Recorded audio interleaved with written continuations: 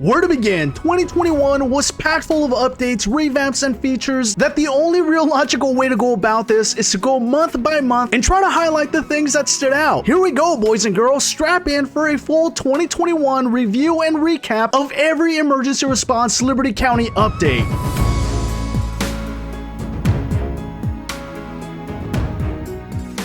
Beginning with January, we saw a handful of updates and tweaks. This included the river being frozen, the introduction of thin line license plates, and we also received updates for two vehicles, the Nissan GTR and the Pontiac Firebird, which replaced the old GTO. Not to be missed, this update also brought with it the spotlight being for law enforcement vehicles, and later in the same month of January, we also saw the new gun system that I think we all have a love and hate relationship with, and I personally still can't get used to it. I guess I'm just an old dog, but for all the controversy and opinions about the new system, it continues to prove that it's here to stay. To wrap up January, this was also the month in which the Lamborghini Aventador was replaced with the Reventone. A slightly eventful month, but there was still more to come. The first update in February removed the winter theme and brought with it springtime in Liberty County. This update also meant that we can now customize the rim color in our vehicles, and packages became available in the police teams. Although packages had been available for law enforcement vehicles, we were now given the ability to remove the spotlight and add the ram bar to unmarked vehicles. A feature that is often overlooked that I sincerely appreciate is that this is also the update where we were finally given the opportunity to eject unwanted passengers from our vehicles. Previously, random people were able to get in your vehicle, whether you were a civilian or law enforcement, and essentially follow you around to no end. Don't forget to put this button to use if you are ever annoyed by anyone in the game. The Chrysler 300C replaced the old model, and later in the month this also applied to the Ford Raptor, the Hummer H3, and we also received the BMW X5 M Sport as a new vehicle in the game. In private servers, owners were able to change the gun damage multiplier. This is why on some private servers you're able to survive through 1,000,000 gunshots, and why on other servers you can die almost instantly. Two additional updates that aren't always talked about is that the paycheck system was removed from private servers since the data doesn't even save, and vehicles with visible tires now had a matching set. March started marking the evolution of emergency response Liberty County in my eyes. This is when we were given the ability to detain more than one criminal. We also saw the now available use of gas stations right outside the fire department and the Department of Transportation buildings, and as if that wasn't enough, we were once again given new vehicles. At this point, new vehicles or vehicle upgrades started accompanying almost every single update, so from this point forward in the video, I won't go into specifics. Just trust that improvements were made or new models were added to Liberty County. Before we move on, this is the update that also gave us fire tones inside the actual fire station. If you play on the tablet version of ERLC, you would have noticed that you were given access to the quick radio. As we head into April, specifically April Fools, I completely missed this update, and I can honestly say that this flew under the radar for me. But there was pets for a day in ERLC? According to the update log, this could have been anything from a rock to a UFO. Is that true? Someone please confirm in the comments below. But continuing into April, we can see more of this evolution that I keep talking about. This is the month we officially received the much anticipated air support. This granted us the ability to locate criminals and fly around Liberty County for a maximum of 3 minutes. This continues to be a very popular update, and I can't think of any server I've played in recent time where air support is not being used. Great update and definitely a popular one. As far as updates, this is where April wraps up, but there was also a Metaverse Champion event for the better part of a week where you received cash, XP, and of course a special license plate for completing 6 different tasks throughout Liberty County. Moving into May now, Zanies. This month was kicked off by a lot of interface updates to include a new menu, private server options, themes, and shadows. We also saw the addition of hints for police tools, traffic light wiring, and helicopter action reasoning. The biggest update at the player level at the start of May was that criminals can now access the mod shop as long as no cops are around. In early May, we also saw the addition of helmets for the firefighters, with white indicating a battalion chief, red a captain, and yellow a lieutenant. May was a busy month for law enforcement, as every day during police week, a new vehicle within the fleet was revamped, and let's not forget this is also when we were given the new police station. This marked the start of a building evolution in Liberty County. We're not done with May yet, believe it or not. This is also when the EMS update rolled out, and we were given the ability to use stretchers and more realistically transport patients to the hospital. And did I mention scanners already? This is also the month when we were given scanners at the player level. Scanners show you the locations of nearby cops and the police radio. Wow, May really delivered on updates. June is when things get real juicy. The summer update was rolled out and it was more than just an update. It was a complete facelift and revamp of the game itself. The summer update brought jobs, uniforms, buildings, guns, the car wash, and much more. If you want a full summer update rundown, make sure to check out my summer update video linked below. We were finally given the ability to reload on the go by being able to purchase the ammo box, and law enforcement teams were given the ability to view the camera of an active air support unit. Before I forget, June is also the month that ERLC went from being a paid access game to a free game. Speaking of first responders, in July you will likely want to avoid the cops because this is when pepper spray was added to their arsenal of tools and a new taser model was added to the game. The Department of Transportation was given different style cones which vary on your rank, and we also saw a few vehicle updates on both the civilian team and law enforcement team. In August, private servers were completely revamped, but more importantly, custom liveries and uniforms arrived to Emergency Response Liberty County. This update took over and completely overshadowed every other update for a little while. Even though it wasn't meant for the average user, popularity for these custom liveries skyrocketed. Although this month also gave us vehicle and weapon upgrades, the success of the custom server packs took over for the month of August, and we would not see an update again till September. Although the news update was teased at the end of August, it wasn't actually dropped until September. Channel 5 news station came to Liberty County, and among all other minor vehicle and weapon updates, this is also when law enforcement was given the beanbag shotgun. And let me just tell you guys, this gun is OP. If you are going up against a cop with this gun on his person, just quit. You're not gonna win. Trust me, even I myself can't get away from this gun. It's effective, it has long range, and you're not gonna get away. Other user interface updates include an updated ELS system, a ballistic shield, a new chainsaw model, a dot work light, and a few others, but let's move on to October. October came with a taxi and limo job, and let's not forget about the new building and building interior. Later in that week, the Halloween theme took over Liberty County, and this is when we finally saw the core maze, which was totally fun. This was part of a 4-part Halloween update. The second, third, and fourth parts brought with it the ability to trick or treat, ghost hunt, and of course the murder mystery quest, which received mixed reviews this year. I personally was a bigger fan of last year's event more so than this year's event. This year's event was super guided, and I'm pretty sure a classroom full of preschoolers would have had no problem making it through the quest. All in all, I appreciate the fact that the building that was used for ghost busting remains in Liberty County, and this is part of what I meant when I talked about the building evolution. October was a great month for updates, and I'm a big fan of the themed updates. In November, we saw the rollout of the voice chat feature, not just in ERLC, but all throughout many different games in Roblox. If you want a full breakdown of how to enable voice chat, make sure to check out my video, also linked in the description below. The much anticipated Mafia update was released in November, and oh my goodness, I'm just gonna tell you guys right now, this is by far and away my favorite update of the year. This, in combination with the bank update and the ability to orchestrate a bank heist, have completely taken over my life. Because this update is still fresh and there's still a lot of videos being made about it, I'm not gonna go into too much detail. I made a video earlier this week about everything you need to know about the bank update if you're interested. As we roll into December, let's not forget the addition of the restaurant and the RLC, and we also have the ability to use the Sonoran cat, which is still sort of confusing to me and is still being explored by every ERLC creator I've checked in with so far. At the time of me making this video, I've only ran into one server using the computer-aided dispatch system, but I'm sure as we continue to familiarize ourselves with its integration, we will continue to see a growing popularity. December also brings the usual winter update to Liberty County, and I'm excited to see what else December will bring, as I know for a fact this is not the last update of the year. Wow, you guys, what a busy year for ERLC. If this video doesn't demonstrate the hard work and effort by the developers and their teams, I don't know what will. Allow me to use this opportunity to thank everyone in the community for their dedication and efforts in bringing us a quality game that we can all enjoy. By the way, I'm sure I missed smaller updates here and there like the St. Patrick's Green River and a few others, but remember, I like keeping my videos short and I'm a one-man army around here, okay? So if there's anything significant I missed, please let me know in the comments below. I hope you guys enjoyed it, and don't forget to like, comment, and subscribe. Until next time, long live the Zanies.